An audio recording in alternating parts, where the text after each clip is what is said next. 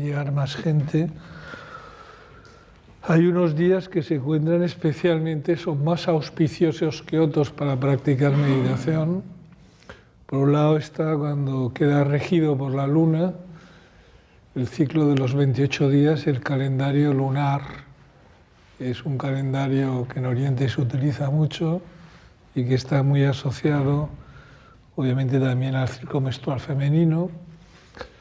Y entonces, según el calendario lunar, se considera que hay unos días más propicios para practicar meditación y otros no tan propicios. En último caso, si eres una mujer y conservas la menstruación, tal vez puedes observar cómo tu mente, en función de las diferentes presencias de hormonas antes, durante y después de la menstruación, se modifica. Luego hemos vivido la primera luna llena de junio, que es la fiesta del Guru Purnima. Sabéis que Guru es una palabra que significa oscuridad y luz, y Purnima significa integral o máximo o absoluto. En el mundo tántrico también es una fiesta, pues, especialmente donde se hace un tipo de puja, de adoración, y una ceremonia que consiste en hacer un arati, que es una práctica tántrica, y luego se rompe un coco. Entonces se considera que los grandes maestros de todos los tiempos, el día de Guru Purnima, se concentran en la luna, de suerte que tú puedes concentrarte en la luna llena y hacer una pregunta a los grandes Shidas, a los grandes maestros que ha tenido la humanidad sobre tus prácticas, y ella te lo contesta. Otro día auspicioso depende en función de las situaciones astrológicas. Sabéis también que en Oriente la mayoría de las cosas se hacen bajo el aspecto astrológico. Entonces, os lo digo porque ahora viene un día interesante que es el eclipse del 2 de julio. El 2 de julio, es decir, la semana que viene, hay un eclipse. Este eclipse se va a notar mucho más en el oriente y en el cono sur de Sudamérica. Y aquí no sé hasta qué punto se va a notar o no se va a notar. Los eclipses, según cómo suceden en función de la relación con otros planetas, se consideran especialmente auspiciosos, especialmente negativos. Entonces, este mes de julio empieza con un momento muy auspicioso, que es este eclipse del día 2, y luego sobre el 18 es un momento más complejo. En último caso, tú puedes creer o no puedes creer en estas prácticas para mejorar tu meditación, pero puede ocurrir lo mismo que con la noche de San Juan, ¿no? Hay tanta gente vinculada a esas prácticas en todo el mundo que de alguna manera nos podemos abrir a esa especie de energía grupal que entre todos, pues, se puede construir, ¿no? Es interesante. Evidentemente, según las tradiciones, por ejemplo, en el shaivismo de Cachemira, según qué tradición, por ejemplo, Guru Purnima se celebra mucho. Si hablando en el mundo de los linajes tántricos tibetanos, de budismo tibetano, pues no es una fiesta que se celebre especialmente, ¿no? De todas maneras, vuelvo a insistir, también en el tantra tibetano los ciclos lunares tienen una importancia enorme. Luego, en función de lo que hemos ido desarrollando todo este... Hola, Goli. Hemos ido desarrollando este invierno sobre las prácticas meditativas, siempre surge, pues, la gente entiende muy bien la importancia de ser conscientes, de estar presentes, pero al hablar tanto de lo interesante que es en la práctica meditativa de aprender a aquietar la mente, Acordaos que nosotros nos movemos bajo una estructura, un tipo de docencia meditativa o de un lunaje, que la meditación se divide en 3 partes, que es el shamatha o shiné, el aquietamiento mental, o lo que sería la lactong, la abertura. Estuvimos hablando el último miércoles de la necesidad de aprender la abertura. Hoy insistiremos un poco más en todo esto. Y lo que sería la práctica meditativa en sí misma de aquietamiento, ¿no? Entonces, da la sensación que el ruido que hace la mente, los pensamientos, las ideas, sean el enemigo, ¿no? Esto es un error de concepto importantísimo. Mucha gente se inquieta porque no se aquieta, ¿no? Entonces, a veces hemos comparado al flujo de la mente como que la televisión está en marcha, pero tú no necesariamente puedes estar delante de la televisión, pero para nada estar atento o fijado en el programa de la televisión. Puedes estar mirando una revista o hablando con alguien, ¿no? O simplemente puedes levantarte de la habitación desde la televisión y oírla de fondo, pero tú estás en otro sitio, ¿no? Entonces esto es importante porque el pensamiento, la mente, no es el enemigo. Si la convertimos en un enemigo, entonces dualizamos, ¿no? Recuerda que la esencia de estas prácticas es que en sí misma la esencia no tiene ningún dogma, ninguna creencia, ninguna filosofía concreta que lo sostiene, ¿no? A veces, como sé que aquí hay personas amantes del taoísmo, pues hemos referenciado muchas veces que la famosa expresión del Tao Te Ching, ¿no? De que el Tao que puede ser expresado no es el auténtico Tao. Por lo tanto, detrás de esta afirmación entendemos que no puede haber un dogma, una filosofía, una creencia, etcétera, etcétera. Pero según qué tipo de mentes, el hecho de no tener un dogma específico que seguir, un camino específico, una pauta específica, pues les resulta más difícil, que es decir a alguien especialmente lo que tiene que hacer.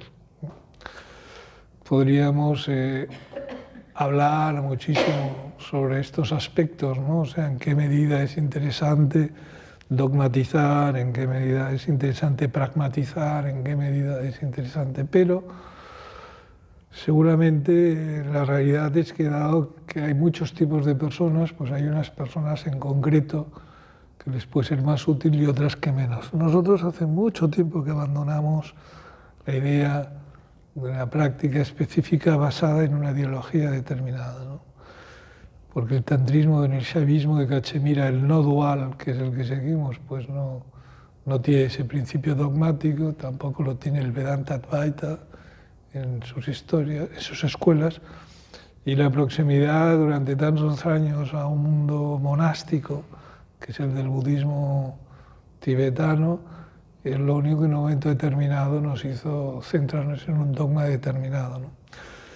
Pero precisamente siendo de las personas que más ha apoyado desde el inicio, prácticamente hablo de hace 30 años, las enseñanzas del budismo tibetano se divulgaran, se dieran en Gerona, en la provincia de Gerona, y antes incluso en Ibiza, también a nivel de España. Pero lo que en un momento determinado apareció es que mucha gente caía en la sustitución del dogma, es decir, en la conducta monástica, sustituyendo la creencia monástica por la experiencia en sí misma.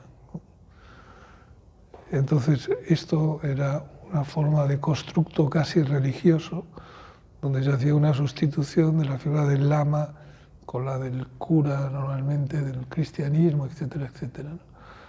Estructuras de poder y gente buscando, pues, sin darse cuenta, inflando su propio ego, es decir, lo contrario de lo que se buscaba, en aras de toda esa estructura piramidal donde en la cúspide estaba el lama, el gran lama.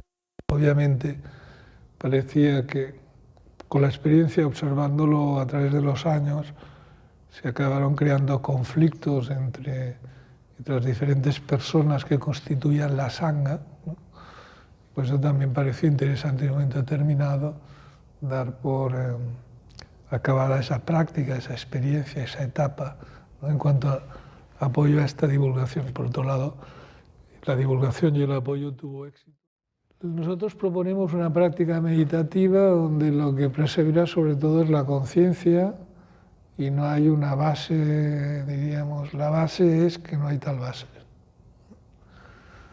Es decir, no hay creencia, no hay dogma. Esto, entre otras cosas, porque cuando hablamos de la necesidad de sentir el propio ser, hablábamos de que existía el ser con mayúsculas, un nombre que podríamos darle muchos apelativos, a ese ser con mayúsculas, y luego el ser con minúscula, ¿no? Lo que nosotros asociaríamos al verbo be en inglés o al verbo ser. Yo soy, él es, nosotros somos, quiere decir el verbo ser, ¿no? Cuando hablamos de este ser desde este ámbito, insistiendo en algo que hemos hecho bastante últimamente sobre la recuperación de la inocencia, tanto física como intelectual, o sea, la inocencia desde el ámbito de la propia desnudez, el niño no siente vergüenza por estar desnudo, a la inocencia intelectual en el sentido del pretender que no sabes absolutamente nada. De ese ser que el niño en todo su potencial es, y el niño que al ser, hasta que los adultos no le construimos un mundo de apariencias, lo que tiene que llegar a ser, tú tienes que ser o tú serás, ¿no? Es evidentemente un boicot al propio presente del niño, ¿no? El niño juega, se preocupa nada por el futuro y está bastante poco condicionado por el pasado, ¿no? El niño simplemente es. Entonces esto es lo que llamamos ser. Los adultos preocupados por el niño y a la vez proyectando nuestros propios miedos, queremos construir del niño un adolescente y un adulto que pueda desarrollarse en la vida bajo los presupuestos que nosotros entendemos que es la vida. Entonces queremos dotarle al niño pues, de principios éticos, de principios morales, de habilidades cognitivas, de desarrollos corticales, ¿no? De conocimientos que le permitan ganarse la vida. Pero en ese aspecto estamos, eso, pues de alguna forma boicoteando el propio presente del niño. ¿Por qué? Porque el niño vive siempre en su propio presente. Vuelvo a insistir, está muy poco condicionado por el recuerdo y todavía menos por el futuro. El niño no piensa en el futuro hasta que no le vamos construyendo los adultos todo ese mundo. Entonces, cuando nosotros hablamos del ser, en minúsculas, nos referimos a este estado de conciencia, si el ejemplo es adecuado, en que el niño simplemente sabe jugar en el propio presente, juega, o sea, vivir es un juego, no un acto de sufrimiento, juega con su propio presente y no hay futuro ni hay pasado. Es obvio que nuestras culturas o las culturas en generales juegan con la propia inseguridad de la vida, haciéndonos creer que nos volvemos más seguros si conseguimos tener una serie de situaciones físicas o intelectuales, generalmente vinculadas con el prestigio y con el dinero, y que esto nos va a permitir ser más felices y sentirnos más seguros en nuestro propio presente o en nuestro propio ser. Pero esto no es real. Es decir, nunca hemos recuperado la inocencia, ni el brillo en la mirada, ni la pureza en todos los aspectos del niño que vive instalado en su propio presente. Ahora, sí podemos recuperar ese presente, intentarlo recuperarlo, y aquí es cuando hablamos de las técnicas del Saskin, del observador, aquí es cuando hablamos de la conciencia de presente, ¿no? Y aquí es donde mucha gente, pues esto, se siente alarmada porque el flujo constante de su mente no le permite abrirse a ese estado de presente y todo el mundo de preocupaciones, ¿no? Se ha construido una especie de principio, o yo creo verlo así, ¿no?, en el cual, en vez de vivir el presente aceptando todo lo que la vida en sí misma nos trae, que evidentemente, y aunque sea gente muy joven, ya sabemos que hay días buenos, días malos, momentos de un calor extraordinario, momentos de un frío que pela, y que esto es lo que hay. Se pretende como que nuestra propia neurosis mental, nuestras propias angustias, ansiedades, depresiones, etc., son consecuencia directa de nuestras pocas habilidades espirituales o de haber madurado o crecido lo suficiente. En algún lugar, no sé dónde se ha escrito, que se pretende que quien se acerca a una experiencia de ser con mayúsculas o de la realidad en su propio corazón, pues vamos, ni se constipa, ni tose, ni tiene ganas de hacer pipí, ni tiene miedo, ni tiene ansiedad. Y esto evidentemente es absolutamente inexacto. Sobre todo si has vivido en grandes centros espirituales, en templos, en ashrams, si has conocido de cerca los grupos de los ashrams o los grupos monásticos de cualquier religión, ves que ahí se anida los celos, la ansiedad, la tristeza y la depresión como en cualquier otro sitio, y el deseo, por supuesto. Claro, cuando esto es visto o observado desde esta posición que os diga, más o menos con un trasfondo de un tipo de creencia, de un tipo de filosofía, evidentemente se adjetiva y se le pone un nombre a ese tipo de vivencia. Y siempre se entiende que es algo especialmente negativo. Es decir, el ser humano parte, yo creo, del error intelectual de considerar que el sufrimiento es algo intrínsecamente negativo. Y creo que parte de un error esencial en cuanto a esta visión del sufrimiento, porque por poco que observemos nuestra vida mirando hacia atrás, veremos que los grandes cambios los han producido los sufrimientos que hemos tenido. Dicho de otra forma, si nosotros viviéramos ahora en este momento en el Edén bíblico, que sería todos en pelotas, ni frío ni calor, y excepto lo de la manzana, poder hacer lo que queramos. En ese medio, en ese ámbito tan idílico, tan edénico, ¿no?, ¿qué motor de búsqueda o evolutivo el ser humano tendría? Ninguno. O sea, sí. O sea, ¿qué tipo de investigación, qué tipo? Si estamos en un estado eso, que excepto de lo de comernos la manzana, todo lo demás lo tenemos solventado. Antes bien, que vemos biológicamente que la vida, en la medida que ha ido saliendo del mar, ha tenido que adaptarse cada vez a situaciones más complejas, porque tenía enemigos, porque tenía que se lo querían comer, porque él tenía que comer a sus enemigos, etc., ha ido desarrollando unas habilidades que no tenía. La vida en forma de plancton flotando en el mar, biológicamente hablando, la ameba es muy sencilla, ¿no?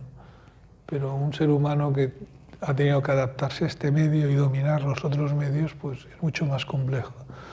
Por lo tanto, con facilidad pretendemos que el sufrimiento es algo especialmente negativo, nos falta esa visión de conjunto, esta tendencia a dualizarlo todo, a pensar esto es bueno y esto es malo, etcétera, etcétera. Y lo que todavía es más complejo, consideramos que sufrimos por una consecuencia de nuestras propias enfermedades mentales, de nuestra neurosis, de nuestra incapacidad por desarrollarnos espiritualmente, ¿no? No hay una aceptación específica de que la vida conlleva todas estas cosas, ¿no? No sé, desde pequeño alguien nos ha hecho creer como que hay un lado bueno al que hay que llegar y nos lo vamos a pasar en grande y que podemos llegar gracias a nuestras habilidades y nuestros conocimientos. Y si no es gracias a nuestras habilidades, también hay quien nos ha hecho creer que cosas que nos están pasando nos pasan como consecuencia de actos realizados en vidas anteriores. La cosa todavía se vuelve mucho más compleja. Compleja en todos los aspectos, primero porque incluso dentro de las filosofías o de las tradiciones religiosas que aceptan la existencia de la reencarnación, tampoco es explicada como normalmente se ha vulgarizado últimamente en Occidente. El punto donde yo quería llegar es la propuesta ante la situación de cómo puedo vivir este presente y este ser con minúscula, que pueda ser una puerta de acceso, gracias a vivir el propio presente, a este ser con mayúsculas. Pero el primer proceso pasa por un proceso de autoaceptación plena. Yo no sé si entiendes que lo que yo te estoy proponiendo es que entiendas que seas como seas, tienes que aprender a amarte y a respetarte profundamente. No sé lo que has hecho, lo que estás haciendo o lo que estás dejando de hacer en esta vida, pero en vez de cargar tanto las tintas en las responsabilidades, incluso si quieres comenzar a modificar algo, empieza por aceptar lo que realmente eres. Al margen, yo creo que estáis de acuerdo conmigo si decimos que difícilmente realmente se puede querer a nadie si previamente no eres capaz de quererte a ti mismo. Aquello que hemos dicho y oído tantas veces, pretendemos cambiar el mundo y sus injusticias, pero tampoco somos especialmente justos con nosotros mismos. Nos tendemos a mirar desde una visión excesivamente crítica. Incluso cuando somos tolerantes con nosotros mismos, somos críticos ante nuestra propia tolerancia, ¿no? Entonces, claro, sin este primer paso, ¿cómo quieres aceptar al otro si no te aceptas a ti mismo? ¿Cómo quieres comprender al otro si no te comprendes a ti mismo? ¿Cómo quieres amar al otro si no te amas a ti mismo? Pero lo peor es que detrás de esta falta de comprensión hacia nosotros mismos, tendemos a pensar que es resultado de nuestra propia enfermedad o de nuestra incapacidad, sobre todo si me comparo con los demás, de alcanzar un nivel de quietud mental, ¿no? Porque yo sospecho íntimamente, aunque no lo diga, que todo el mundo tiene unas prácticas meditativas maravillosas, que todo el mundo aquieta su mente, pero que yo soy especialmente difícil. Y este es un fleco del cual no se sale. Pero os digo, si entonces nos movemos o nos instalamos dentro de un contexto donde se pretende que la verdad tiene un nombre concreto y que el acceso a esta verdad con nombre concreto son el seguir al pie de la regla una serie de normas, una serie de creencias, etcétera, etcétera, cada vez que me desvío de estas normas y estas creencias, pues todas estas están salpicadas de ejemplos, de cuentos, de metáforas, de elementos que tienden siempre a culpabilizar al individuo en su propia actitud.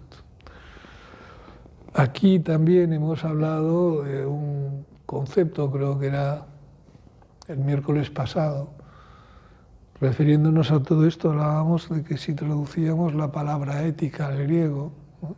Ética en griego significa costumbre, ¿no? Y entonces podemos descubrir algo tan sorprendente que a lo mejor lo que llamamos ético, correcto o adecuado, y si la ética la ponemos dentro del ámbito de la religión, lo sustituimos por la palabra moral, no es más que las costumbres, es decir, no es que las cosas en sí mismas intrínsecamente sean buenas, sino que son éticas porque la costumbre siempre ha hecho que la conducta sea esa, lo cual, si lo piensas con un poco de atención, es bastante ético. Luego hay dos palabras griegas, que es acrasia y lete o aletheia. Alete o aletheia significa olvido, pero sobre todo no tanto el olvido por ignorancia, sino el olvido porque estoy en presente. Y acrasia significa la incapacidad de,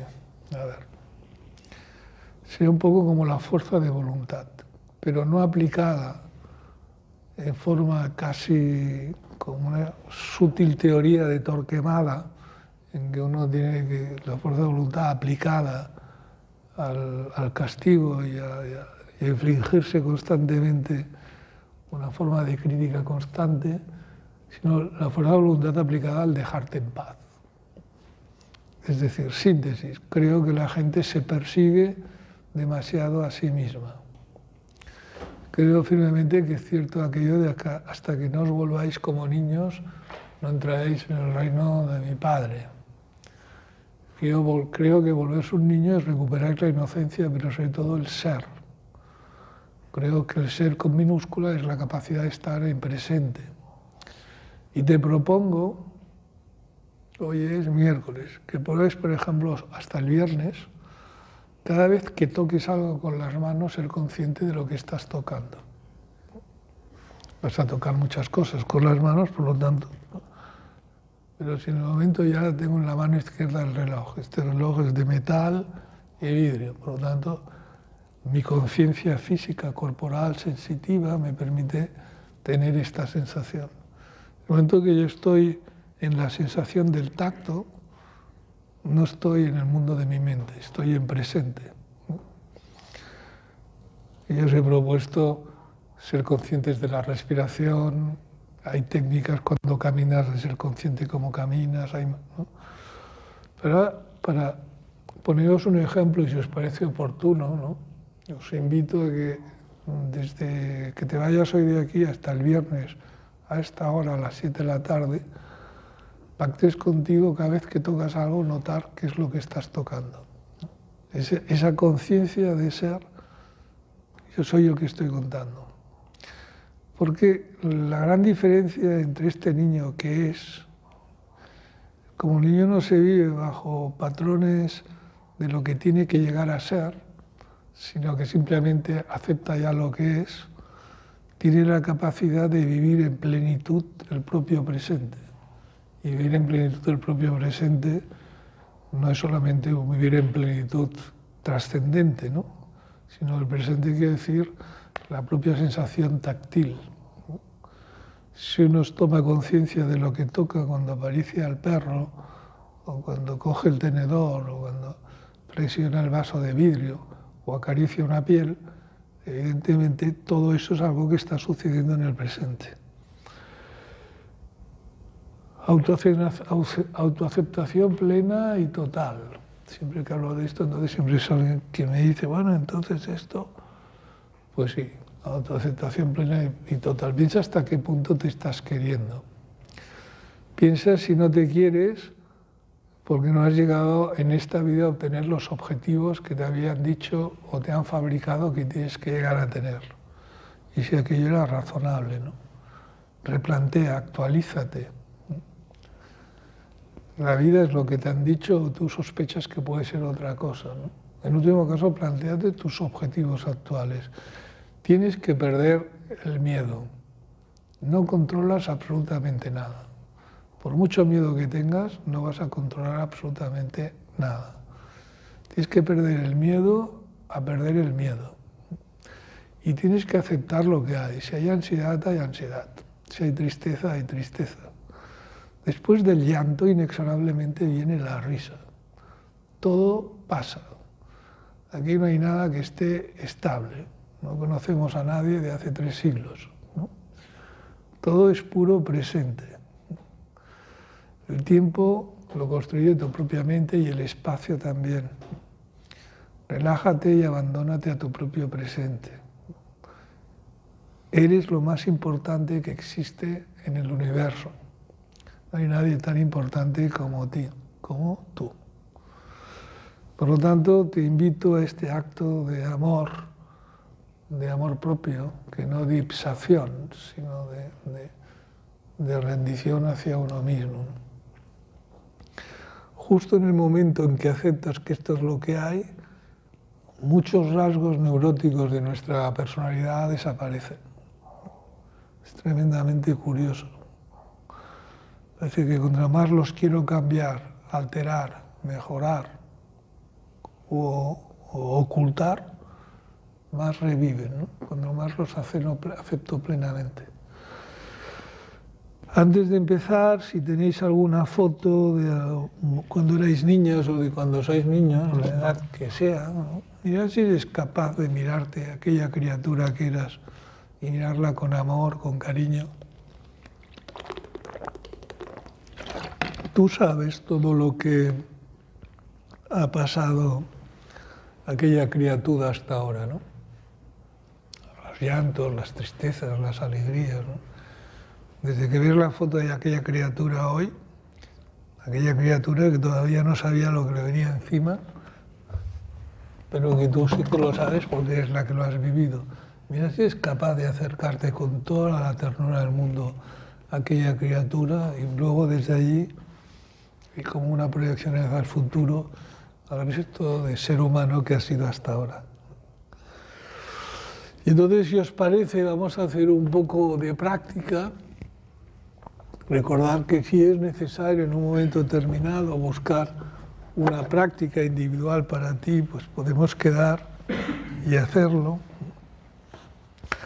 Que lo útil de este encuentro, por supuesto, no son para nada mis palabras, sino el hecho de vernos y crear entre todos una especie de egregor,